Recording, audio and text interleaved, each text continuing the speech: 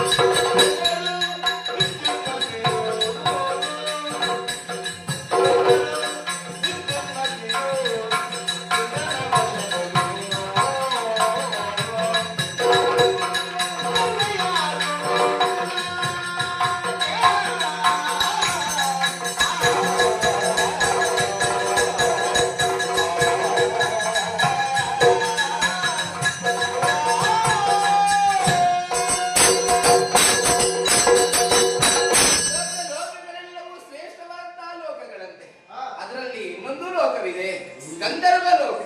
ಗಂಧರ್ವ ಲೋಕವನ್ನು ಆಳಿಕೊಂಡು ಬರುತ್ತೆ ಇರುವರು ಯಾರು ಕೇಳಿದ್ರೆ ಗಂಧರ್ವರಿಗೆ ಅಧಿಪತಿಯಾದ ಸುಲೋಚನಾಖ್ಯ.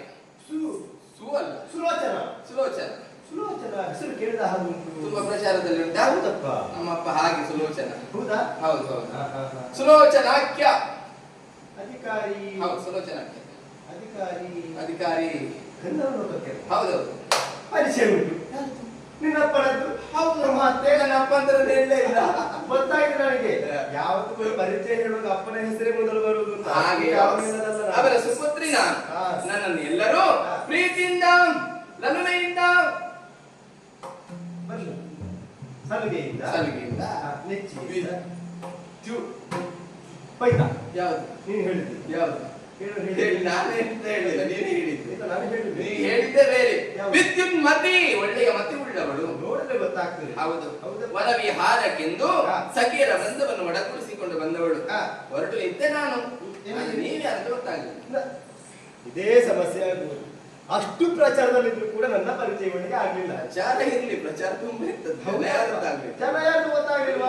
ಮೂರು ಲೋಕದ ಕೇಂದ್ರ ಸ್ಥಾನ ಯಾವುದು ಅಂತ ಕೇಳಿದ್ರೆ ದೇವರು, ಅದುವೇ ದೇವಲೋಕ. ಅಲ್ಲಿ ಅಧಿಕಾರಿ ದೇವೇಂದ್ರ. ದೇವೇಂದ್ರ ಕಿರೀಟ ಕಟ್ತಾರೆ ಅಂತ ಹೇಳಿದ್ದೇನೆ. ಇದು ಬೇರೆ ಕಟ್ಟಿಕೊಂಡು ಬಂದಾಗ ದೇವೇಂದ್ರ ನಾನಲ್ಲ, ಮತ್ತೆ ನನ್ನ ಅಪ್ಪ. ಅಪ್ಪ ನನ್ನಪ್ಪ ದೇವೇಂದ್ರ. ಓ, ಅವರ ಮಗ ನಾನು. ನೀವೆಯ ಜಯಂತ.